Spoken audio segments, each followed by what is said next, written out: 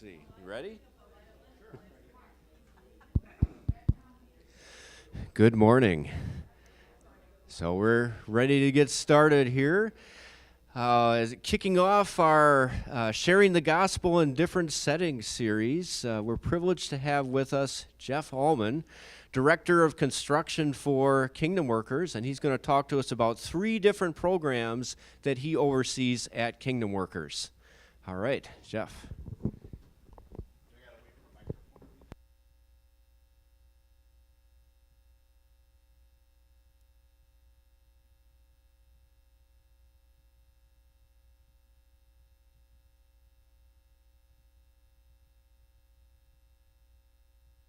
Broadcast.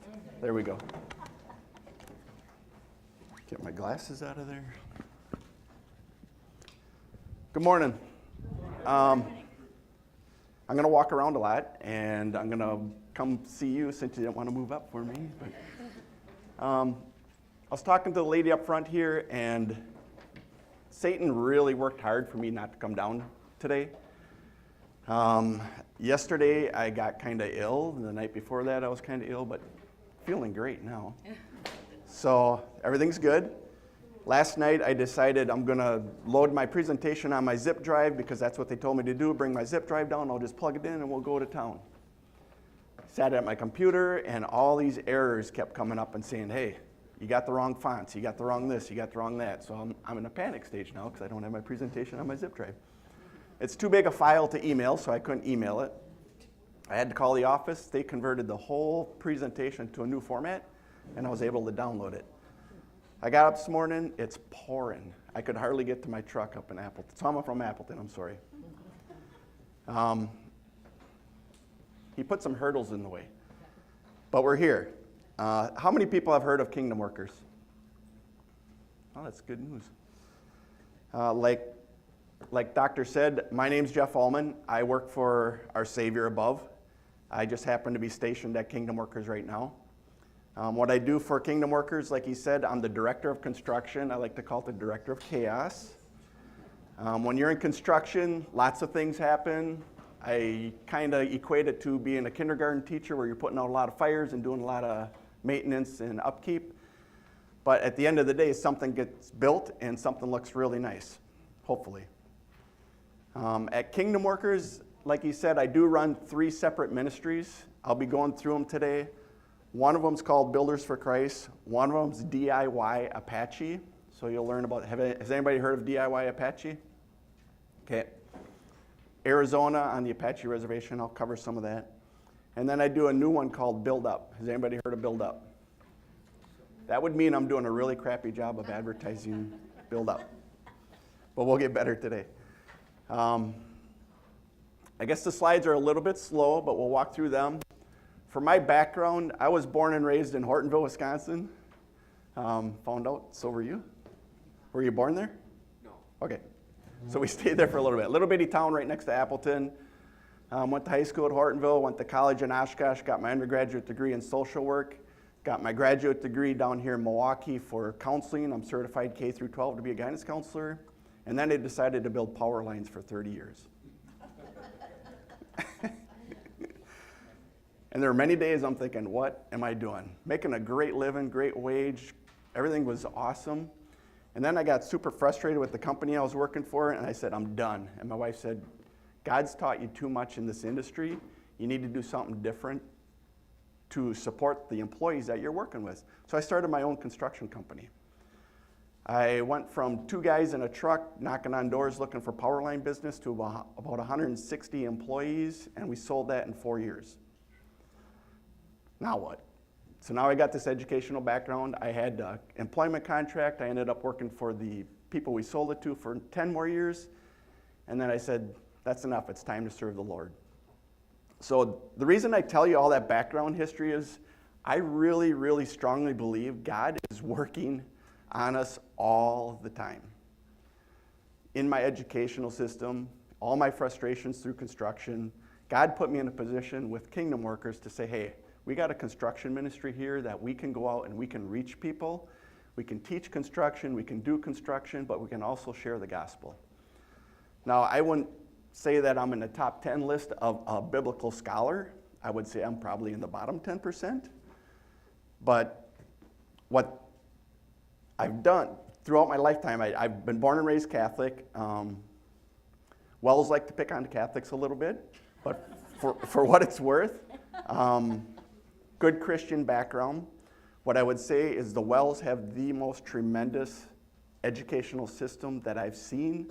I've been through all kinds of educational systems with churches trying to find the right place to be after Catholicism. So I would say that you guys have a tremendous base. I've never seen kids get trained like you guys train your kids. So I would give you an attaboy for that. The great thing about that is we have an opportunity, as you'll see with our build-up program, to serve some of these young youth and get them going to evangelism from the great educational system they got. Pastor Ski was my pastor up in Appleton, and he always told me, I'm building my kids to be warriors. I sent all my kids to public school after they got out of high school, and the main reason I did that was because I felt like that your school system, the Wells school system, has given them enough tools and ammunition to go out in the real world and start brushing shoulders and getting some of that oozy Jesus all over everybody else. So just a little background on me.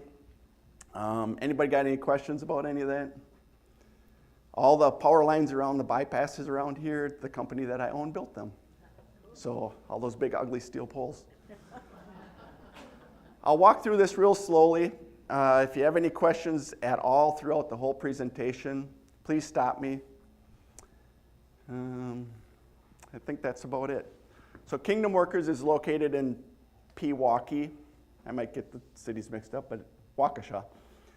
So the Waukesha mailing address, but they go all over the world and the United States. I work for the Americas team, which we work in North and South America. There's also teams in Chile, Peru, China. I don't know if they're still in China because it's getting a little rough there. Japan, Africa, Malawi. So they're all over the world sharing the gospel, and what they do is they find out what the needs of the local people are. It could be water, it could be a disability, it could be shelter. For the Americas team, for me, it's construction, so I meet people in the construction world, and I have an opportunity to serve them and share the gospel with them from the construction aspect. But Kingdom Workers is worldwide, and I just happen to be one of the programs, the construction program of Kingdom Workers. Great, great, great place to work. This is called a Venn diagram. I giggle because has anybody heard Venn diagram? Okay, I'm dumb. I have not. I didn't hear Venn diagram until I got there. I was like, okay, so what it really is a mission statement. It directs your activity and your behaviors. So what we do at Kingdom Workers is we develop local, meaningful relationships, do gospel proclamation and Christian welfare. Where we go somewhere, we want to change people's lives, we want to make a difference, but in the same breath, we don't want them to become dependent on us. So we're fishers of men, but we also teach them to feed themselves. Somebody told me once that if we brought 500 pairs of shoes over to Africa, we just put 3 local African shoe dealers out of business. So that really hit home with me. I was like, okay. So we at Kingdom Workers do not want to create a dependency on our services or what we do for people. We want to teach them. So teach them to fish, and they can fish for a lifetime. So that's what we do. Why construction? The nice thing about construction is it doesn't happen in 15 minutes. It usually takes hours to do something, so most of my projects are actually months. When you see the build-up program that we do, when you see the churches that the builders for people familiar with Builders for Christ, I'll share a little more about that, maybe bring some more clarity to that, but we're there for a long time. And what it does is it gives you opportunity to build the local relationships, to meet with people. Most of my gospel proclamation when I'm on site, I do a devotion every morning with my youth. Builders for Christ will, the Apache will. We pray during lunch, but most of it is during the day when the guy hits his hand with the hammer and he's cussing. I'm like, yeah, we don't want to have that here. We're mentors. Let's talk about that. So most of my gospel proclamation is throughout the day, hopefully living my life in a way that Jesus is reflected out of me. and I have the time and the ability to spend all that time with these kids, with these people, and these organizations. Okay, so that's why we do construction. We're meeting a need, we're meeting people where they're at, and we're spending time with them. Any questions? How long do I have? I don't. 10:15. Oh. I'll be okay. So like I said, we got Builders for Christ, Apache DIY, Apache Gardening. So on the Apache Indian Reservation, there's 3 million acres, and all the acres really are not in that great a condition. They've got some really nice ponderosa pine there, but their soil conditions for growing stuff is really horrific. And one thing that's rampant on the reservation is diabetes. So their eating habits are really poor. Anytime you get with a challenged environment where the resources are not as great, the nutrition levels tend to drop.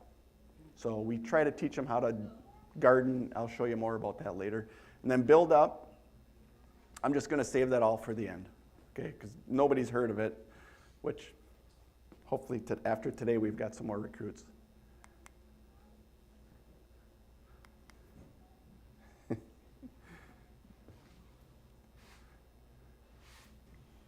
So Builders for Christ was originally formed in 1991, and it was formed through the Synod to help churches subsidize some of the construction costs that they were experiencing building new mission churches and stuff like that out there. It was managed by the Wells office. I think it just got to be a little bit too much and too big and too robust. It ended up coming over to Kingdom Workers, and Kingdom Workers have been managing it for about, I would say about 15, 20 years. So it's a really strong organization. 1,600 local volunteers, 1,800 visiting volunteers, and a huge, huge, strong culture. In 3 weeks, I have a Builders for Christ reunion at Camp Phillip, and they're expecting 200 to 300 people to come there just to camp, hang out, throw bean bags, and I guess there's a hammer pounding or a nail pounding competition. So the culture is super strong. Strong organization. When we mobilize to a site, we tend to mobilize in the southern hemisphere during the winter, and we're in the northern hemisphere during the summer for obvious reasons.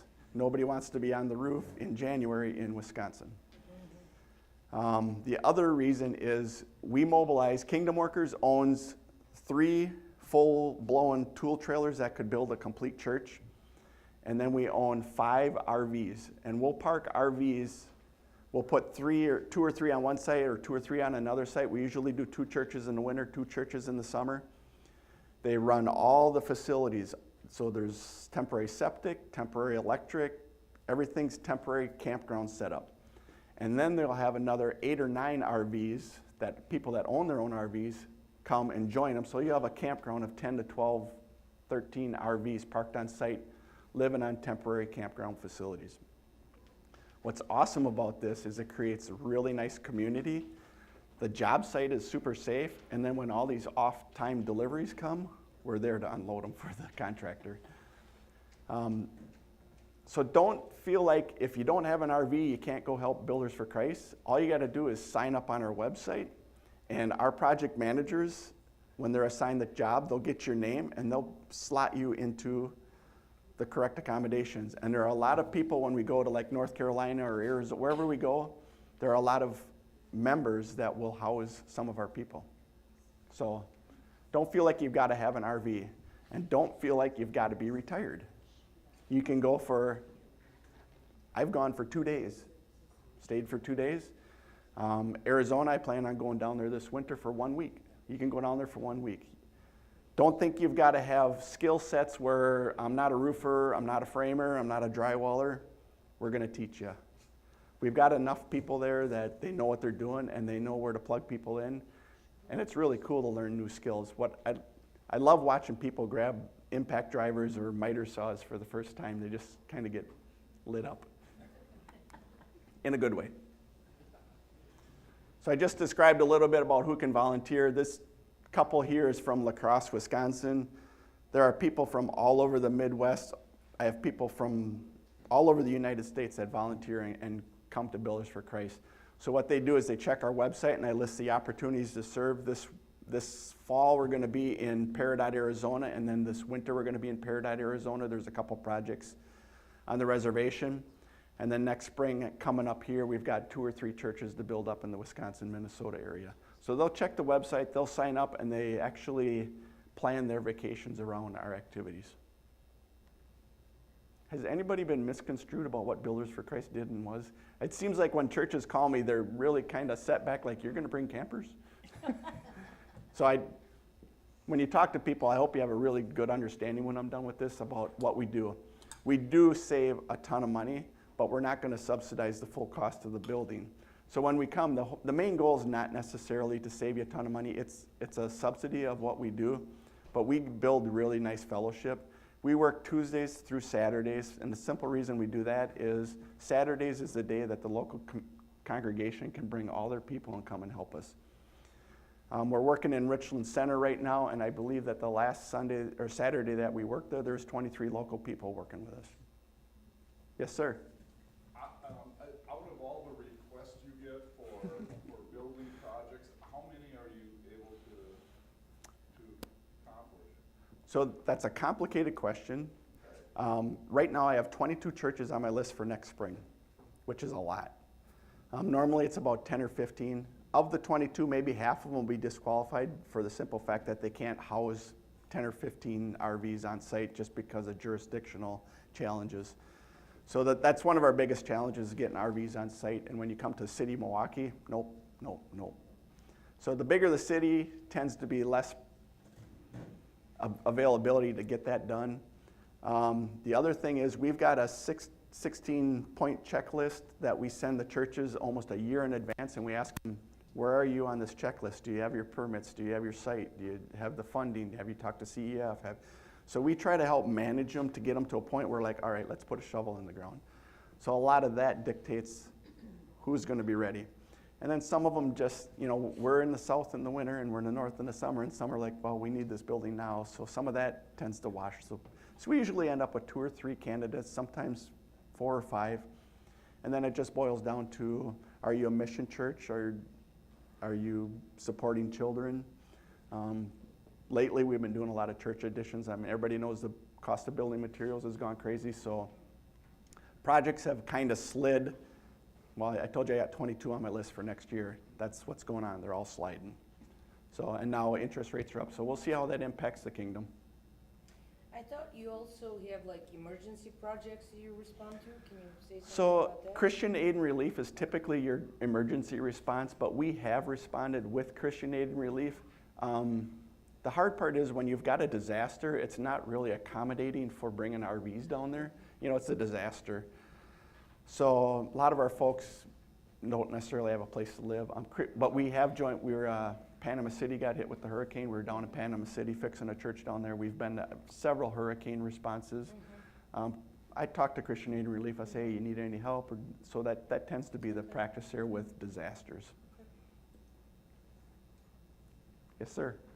I'll make sure a pastor gets you the plans for expansion. RVs. We can stack them on. No.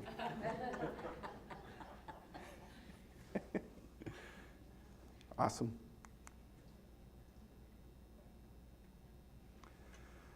One of the byproducts of this activity is the engagement of volunteers. A lot of them are retired. A lot of them are looking for something else to do with their next 20, 30, 40 years of life.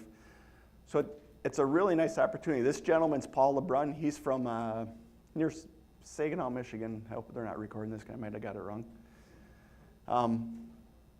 Great guy. Comes all the way from Michigan.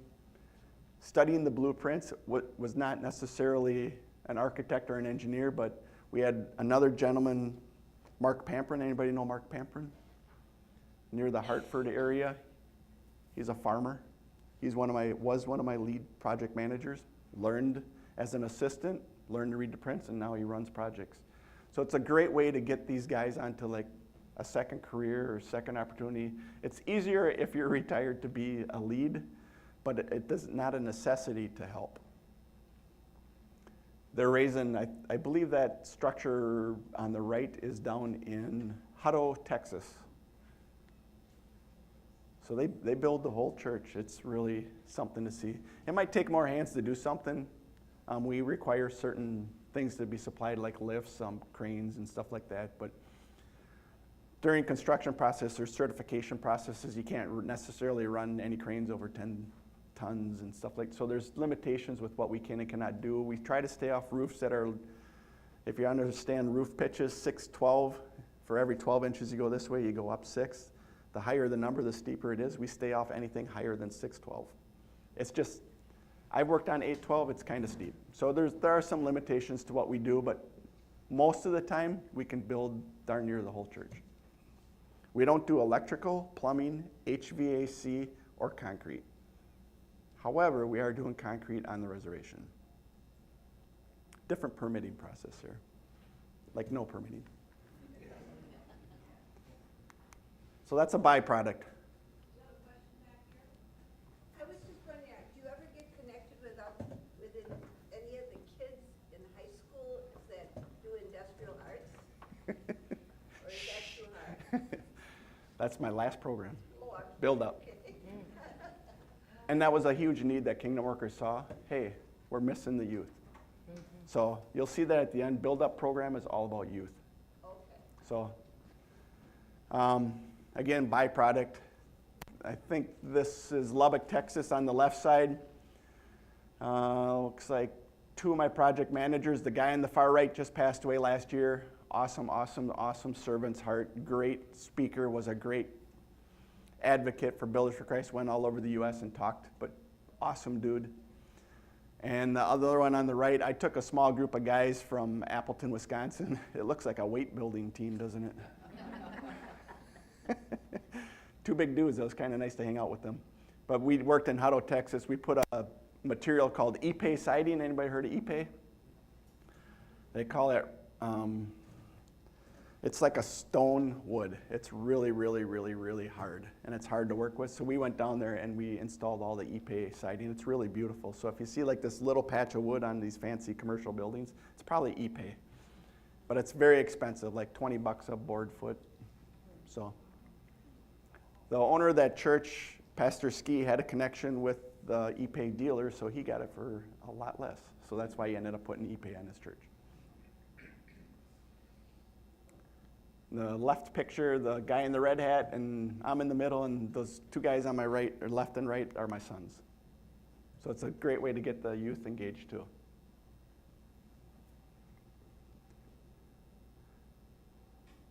I'm clicking.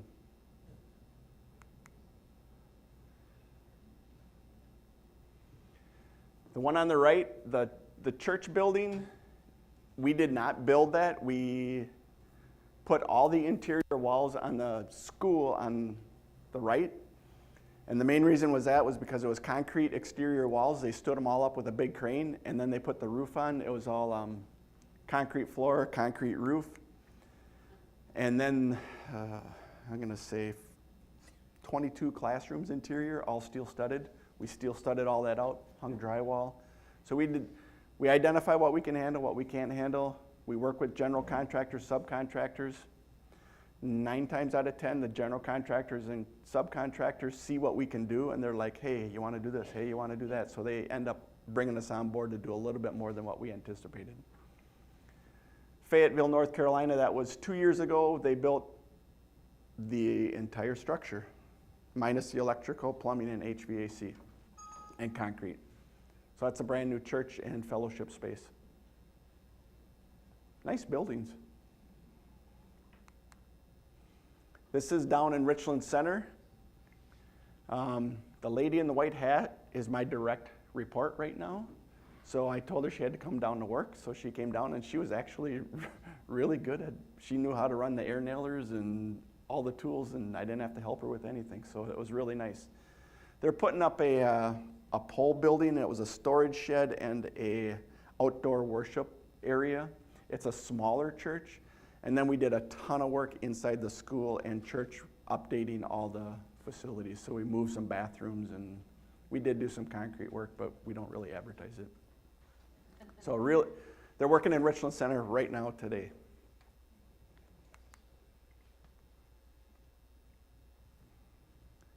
$10:15 is getting closer. So that was Builders for Christ. There's a lot more to it. Just don't be hesitant signing up. We've got places for you to stay. Don't feel like you got to know anything, and don't feel like you've got to be retired. Like my kids were there. I've had folks from St. Peter up in Appleton there. Don't feel like you got to be retired or have a ton of time. Show up for a week. Try it out. You might catch on. You might be one of my PMs in the future, so that'd be awesome. That is one of the other limiting factors is we've got to have leadership, so we can only take on two churches. We tried 3 last year. Gets a little edgy with leadership. We got to have enough people to read the prints and manage the construction process.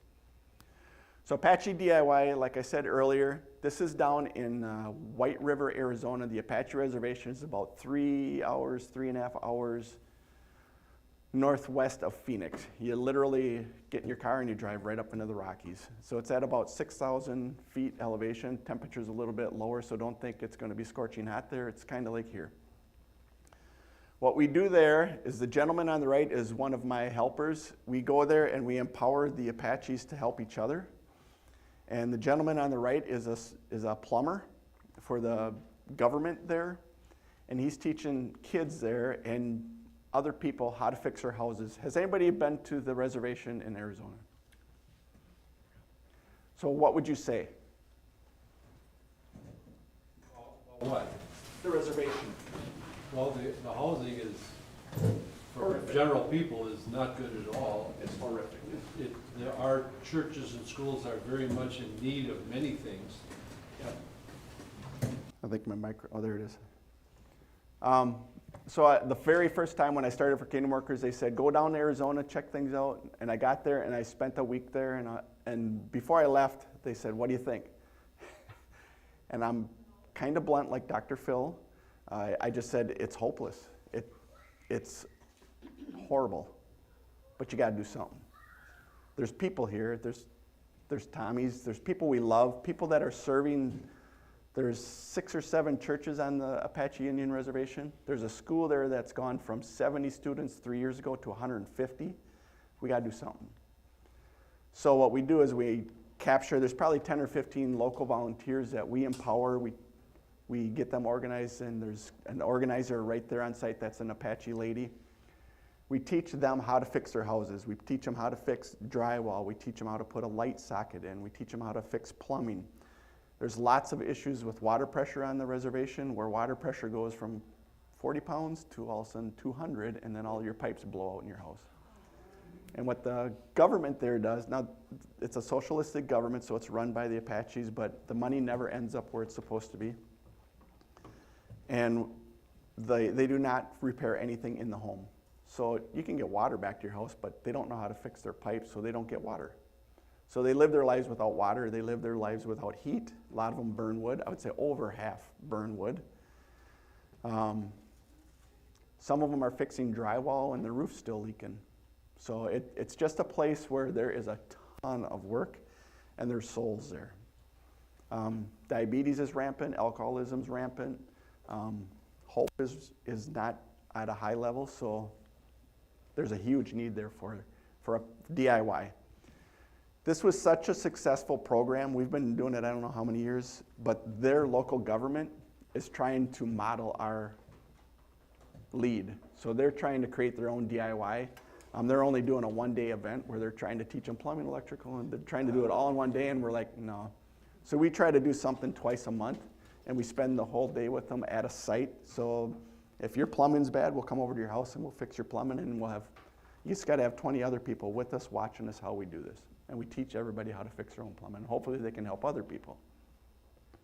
So that's Apache DIY. Like I said, we teach them electrical skills. We got a mock electrical diagram. We show them how circuitry works, drywall repair and maintenance, tile floor installation. What they do is use the sticky tiles, but like I just said, they have water issues, it floods, and guess what happens with the sticky tiles? Now they all pop off, and now they've got half their floor left. So I told them, I said, if you've got a concrete slab, put ceramic tile down. And then when you have your water issues, you just clean it up. And most of the time, your floor is going to stay put. Unaware, but nobody's told them. So that was kind of a cool eye-opener for them. We had an opportunity a couple of years back where we flew 9 Apache up here. They helped build a church in Appleton, and in the meantime, we came down here. St. Andrew Church was sold to Lighthouse Ministries, and we helped remodel the Lighthouse Youth Ministry. They went to Fox Valley Lutheran, did some work, and then they built Eternal Love up in Appleton. So they were able, a lot of them have never been out of Arizona, never been on a plane. They were up here. They all stayed at my house. I took them to Lambeau Field. I took them up to Door County. They just were dumbfounded, like amazed at it's just green here. Mm-hmm. So, whole new perspective and appreciative. Like I said, the Apache Garden, this is the site that we have on the local elementary school. We teach the kids. We're in the process of hopefully handing that program over to the school for the 8th graders to mentor and teach the younger kids. We also just started a garden right downtown White River. White River is the biggest city on the Apache Reservation, and it's a whole 5,000 people. There's 25,000 people spread out through 3 million acres. And 5,000 is White River is the biggest city, so we said let's put it right in the middle, and we can have people come to the community garden. So that's what they're starting right now. And we have a devotion. We talk about God and Jesus, always before, always after. It's not our job to change their hearts. It's the Holy Spirit's. It's our job to plant the seed.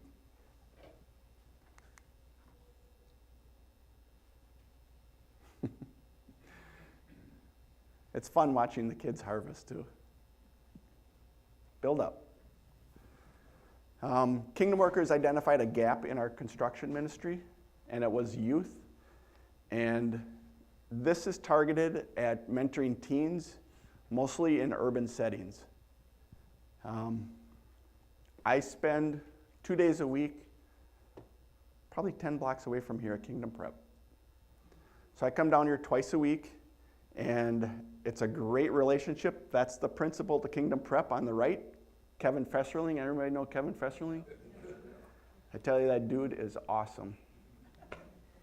When I become frustrated, he just picks me right back up. When he becomes frustrated, I try to help him too, but he's got a heart of gold serving those kids. Kingdom Prep School is a really great relationship. St. Marcus is kind of similar, but they don't operate really in a similar fashion, but what they do is they provide the kids with opportunity to learn in a different way. I can remember when I was in high school, I was not learning the same way that the teachers were teaching me. I'm very hands-on, I'm very experiential. I had a motor, I didn't want to sit there. A lot of these kids are the same way. We've got them out there. That particular construction site, I think I have a picture at the end, is a garage that we built for a lady. She had started it, her husband passed away, so she had half a garage demoed. We went over there, demoed the whole garage, poured a whole new slab, built the whole garage for her, and it turned out pretty good. So we're there, rubbing shoulders with urban youth. I've done this up at Fox Valley Lutheran in Appleton, started a little bit at Rawhide up in Appleton. I've got requests for this to happen in Minneapolis, Madison, La Crosse. Florida's called me, Baltimore, Maryland's called me. Arizona, we're starting up a branch out there. So the need is tremendous. What we need are more people. So partially why I'm here today is say, hey, I'm down here 2 days a week, come on out and just, or you know somebody, and it doesn't have to be for a week, it has 1 day. Just rub shoulders with these kids, be a good mentor. That's what they need.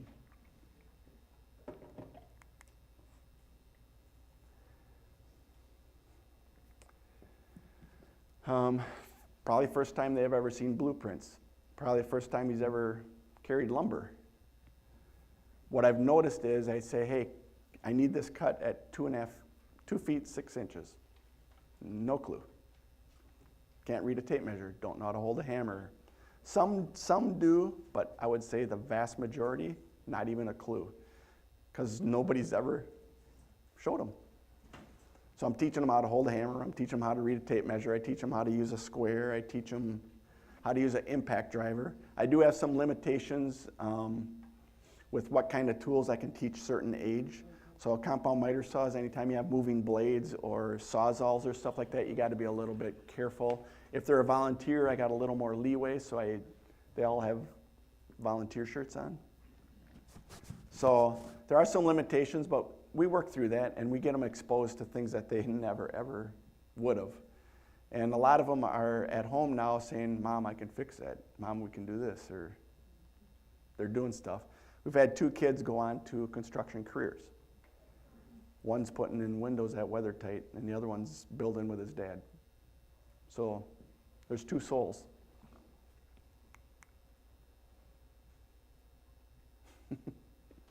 COVID days at the mask. The gentleman on the left there, on this particular project, I made him the impact driver guru, so anytime we needed a screw drilled, I think his name was KJ. I would just yell, KJ, and he'd come running with that drill and a screw, and he'd put that screw in. I mean, he was just beside himself. There again on the left, the gentleman in the orange hat's a Builders for Christ, so there's a little overlap sometimes. We needed some help to do some things, so we called in a small team of Builders for Christ. They came for 2 weeks, and we got some of the roof structure and some of the tougher stuff. But those kids put the walls up, they framed those walls, they stood it up. I do have a video of them standing up all the walls. But even reading blueprints might spark an architectural career, might spark even going to college. And they've got lots of questions. When I talk about 16-inch on center, anybody know 16-inch on center? So that's how far you space your studs away. Not everybody knows that, but it's extremely critical when you start putting on 4x8 sheets of plywood and it doesn't hit your studs. So I asked one of the kids when he got all done, I said, so what'd you learn? Everything's really, really important. I said, yes, it is. So like they said, you're super impatient. You're kind of rough on us. But this is one of the kids that went on to another career, and he's come back to me since. He says, you were really patient. You're really nice. I'm like, yeah, and I just keep telling him, wait till you're in the real world, because it's going to be not quite as forgiving sometimes. Putting LVLs up on the left. Like I said, Builders for Christ overlap. The gentleman on the right in the middle is Bill Meyer. You guys know Bill Meyer? Awesome guy. He was an electrician in the Navy. So that's a little background of him. And he was there on site helping the kids learn electrical layout. So he spent a day, or I think he spent 3 days because he's slow. He's not, he's awesome. What happened is the mothers of the students, what's going on? They stopped by and we put them to work. So they worked, that's a mom and a son, put them to work right on job site. She spent the day there helping out. Again, we're building relationships, building gospel proclamation. Just because they go to Kingdom Prep doesn't mean that they're Christians. I would say maybe half to 2/3 are Christians. So I do devotions with them. I always ask them, are you Christian, not Christian? What are your hurdles? A lot of them say churches are no fun. Christians are hypocritical and judgmental. They're not loving, they're not friendly. To me, it's just like, whoa. But it's good truth. So then we talk about that, and I tell them, just because I'm a Christian doesn't make me a perfect person. It makes me forgiven, period. That's it. The rest of me sucks. So we're working on that every day, and I want you to have the same grace and the same forgiveness that I have. I'm not going to make you perfect. That's a life journey. But we have an opportunity to have God's grace. So we talk about that. One of the people we serve, I don't know if I've got a picture of it. Remember, they just redid this presentation last night.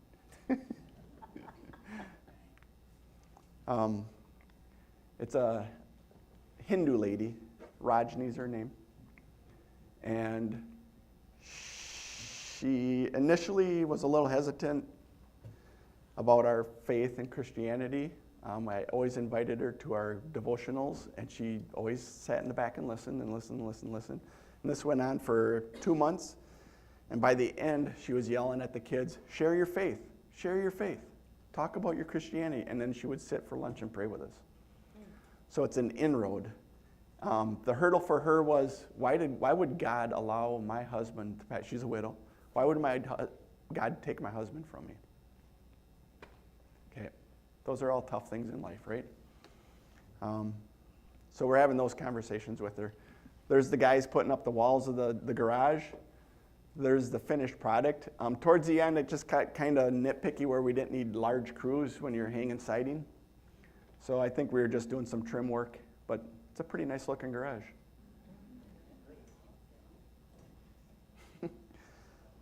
That kid on the right's name's Romaine. He's quite the dude. Hard-working guy.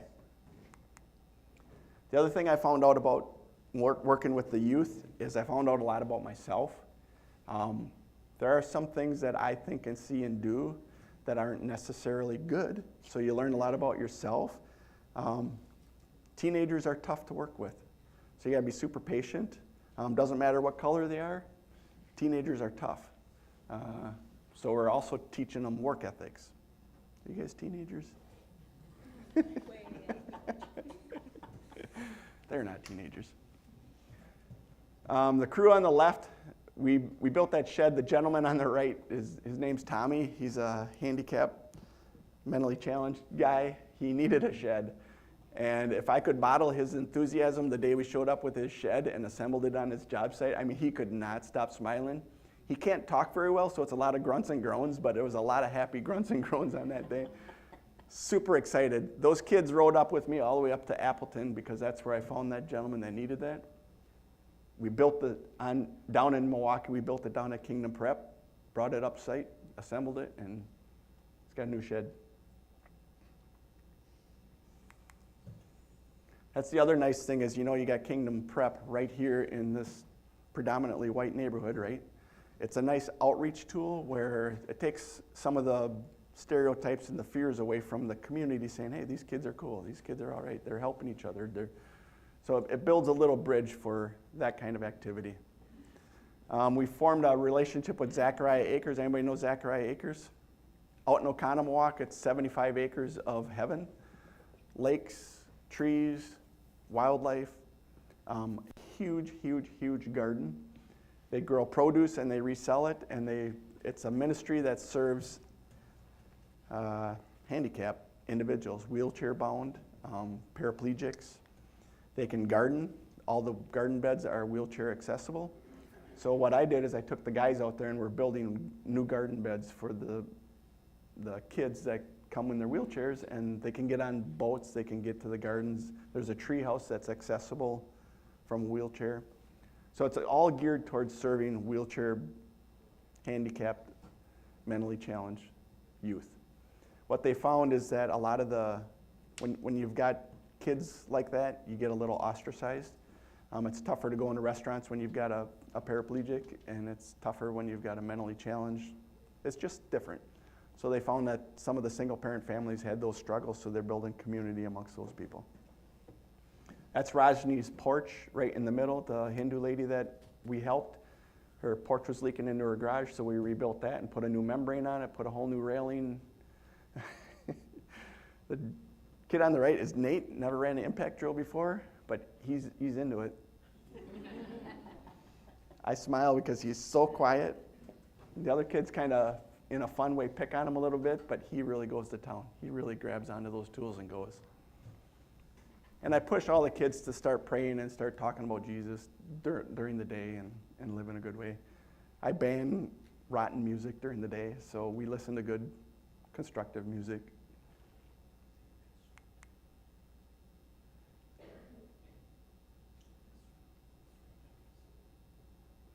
Yeah, so the future of Kingdom Workers, we're going to continue BFC traditions. We're looking for more project managers, obviously more volunteers. We've got a database of 300 volunteers that we put it out to, but if you go to our website and sign up just as a volunteer for any opportunity, you'll get an email, which might be annoying, but you'll get an email anytime there's an opportunity to serve, and you can just ignore it, or you can go, hey, that sounds cool.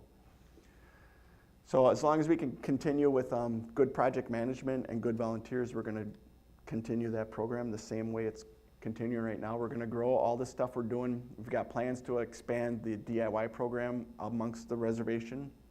When you drive on the reservation, nothing's close. Like if you go to the next city, it's an hour and a half because it's 3 million acres. So everything's far away and all the cities are in rough shape. There's one called Sibique, they call it Stabique. It's a rough neighborhood, but it's hour and a half. It's out on that end of a dead end road and nobody helps them. So we've been going into Sibique helping people fix their homes. And I want to expand the Build Up program. Like I said, I come down here 2 days a week. I help with the DIY program on the Apache Reservation, and I help orchestrate all the Builders for Christ.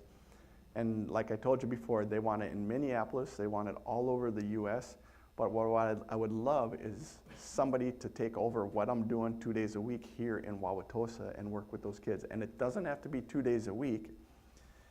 You could do it 1 day a week, you could do it twice a month, whatever works for you. Get a team of guys, get a team of volunteers. What I'm doing in Appleton is I'm forming a team of 7 guys, and I'm hoping that 6 times a year they can do an outreach project with the youth. So they're going to engage the youth up in the Fox Valley area. Lighthouse is going to come up to Fox Valley, so there's going to be a pool of youth that need to be engaged. There's poverty up in Appleton too. And then they want me to do it in Phoenix. There's 6 guys down there just waiting to get started. I just have to show them some of the ins and outs, some of the paperwork and the contracts. We like to have waivers with the kids. We like to have their parents buy in so that when the kids don't show up, we can say, hey mom, where's RJ today? So we create those relationships. But the more volunteers we can get behind this, the better it's going to operate. And the reason I like to have a team of 5 or 6 is if I'm not feeling good one day, I can call Joe, and Joe can take care of that thing for me today. Or if I have 4 guys show up instead of 6 guys, I still got a team of guys to get something done. So it's not so burdensome for 6 guys as it would be for 3 guys. So that's my hope. And there's a lot of churches in Milwaukee and a lot of guys with skills. I can see you nodding when I said 16 on center. Has he built a lot of stuff? Not enough. I'll lay off then. And you don't have to be super knowledgeable. The reason I know building is through my college career for 3-4 years, I built homes as a college summer job. So that's why I know construction. And then I own apartment buildings up in Appleton, so I can fix probably 90% of everything. So that's where I got my skill set. And if you've got a skill set that might fit better, we've got welders that are working with the kids in Milwaukee. We've got some plumbers that come in.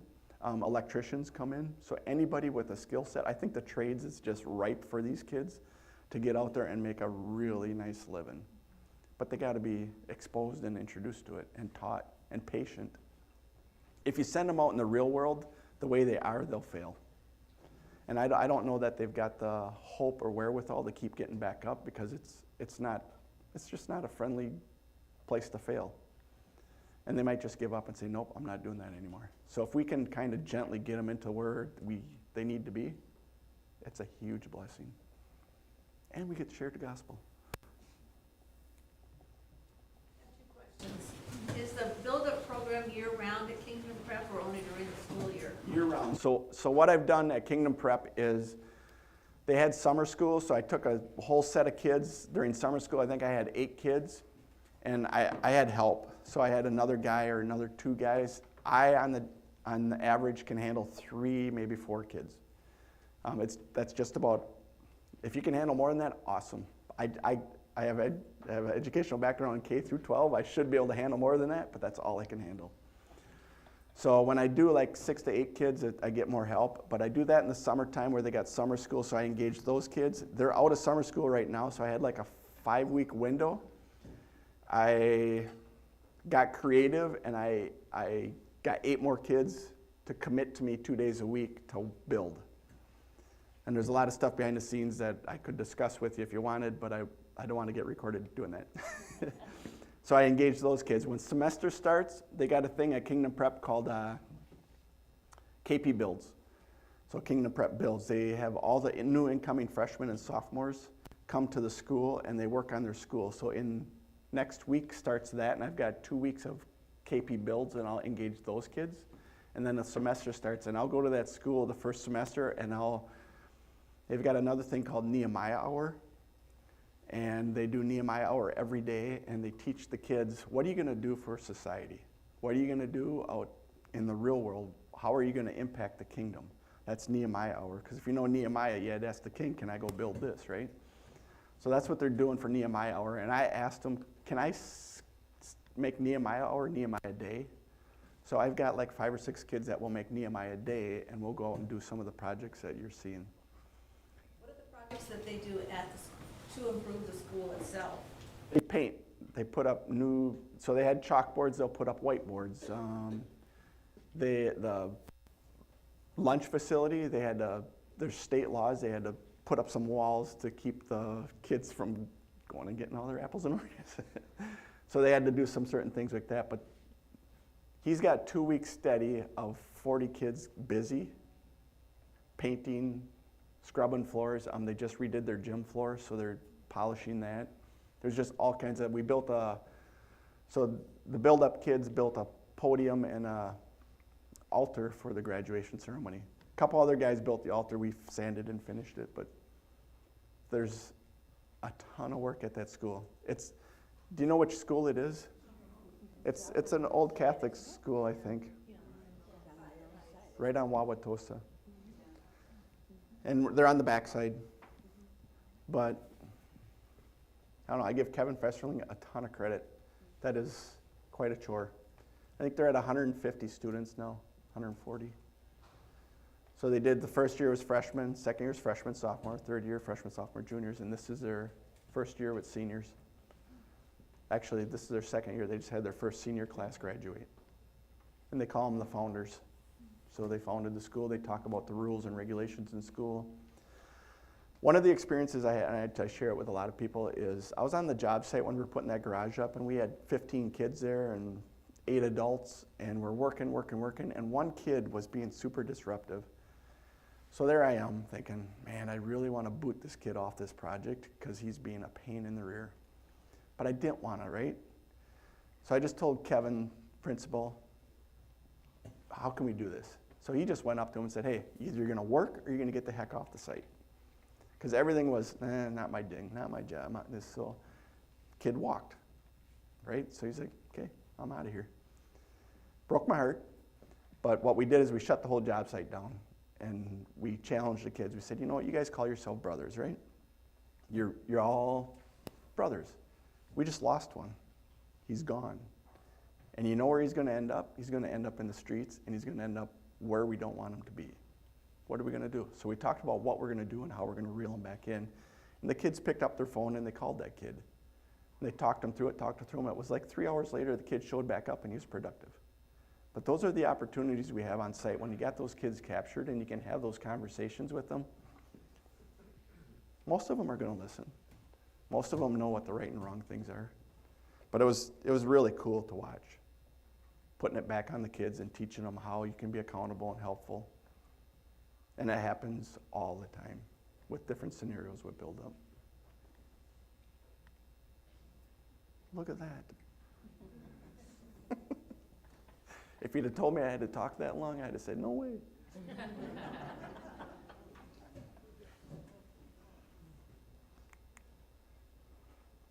Check out our website.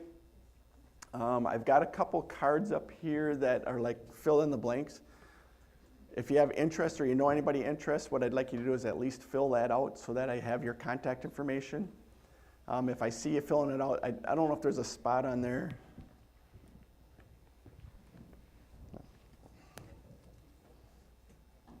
Just make a note if you want me to add you to the Kingdom Workers email list, because you will get a lot of emails. We're a nonprofit, so we'll be asking you for money too, so that's just part of the way we operate. But you'll get service opportunities. If you go to our website, it'll be a tab, Service Opportunities. You click on that. We've got foster ministry, where we have foster parents that we support, disabilities ministry. We've got all kinds of ministries that we serve throughout the United States that you could click on and learn. But mine's a construction one, so. Any other questions? You can come work for us?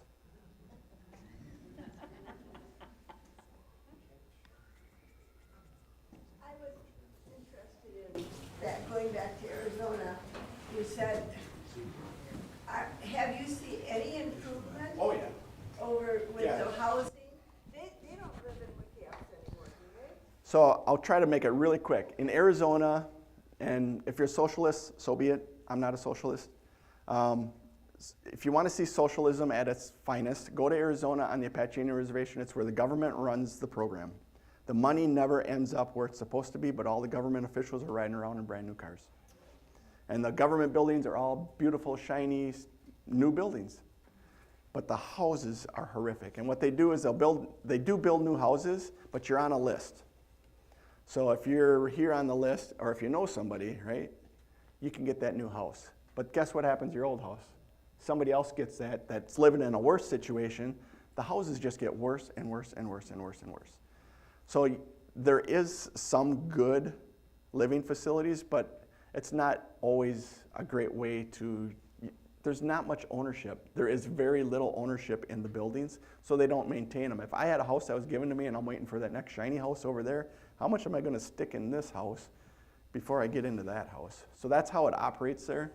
And not everybody's in that scenario, but it's rough there. The resources are not available. Unfortunately, Apaches are not looked upon when they go for jobs somewhere else. Native Americans aren't always treated fairly. So that's just a fact. I've seen it. The pastor's kid tried to get a job 40 miles away. He interviewed for 30 places, never got hired. That kid is a good kid. And I'm not saying that everybody just shaded him, but come on. And the other thing I wanted to ask, where do the projects with the Kingdom Workers, where do you get those? Do they just people contact you, or does Kevin get the idea, or? There's a waiting list of who needs help. And yeah, the challenge is, are you gonna have 20 people show up at your house to fix a plumbing fixture? Sometimes we'll do it off-site so that we can go to a site. There is a house that we just kind of adopted there right now that some people were living in. The pipes burst, they flooded it, they bailed, went to a new house. So that house, it's a really nice house, but it's got to be gutted now. The drywall's got to be cut, installation's got to be redone. So we've kind of taken that on as a project. But I mean, you only got to walk 20 feet and you got another project.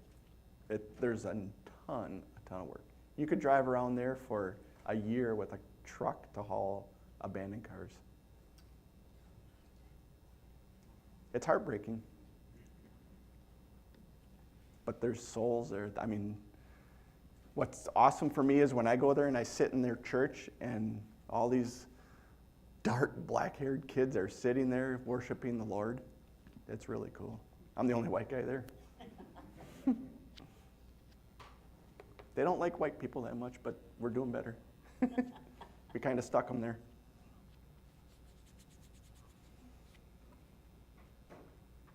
Thanks. Now we need 40 volunteers. There is job opportunities on the Kingdom Workers website too, so maybe check out some of the job opportunities. I'm hiring right now an assistant project manager to try and help manage some of this stuff. If we want to do build up in more areas, and I kind of lead that, I need some help with Builders for Christ, and I need help with the DIY program, and I do need help with build up. So there are job opportunities on the Kingdom Workers website. All right, thank you for coming down and tell us about that. Thank you.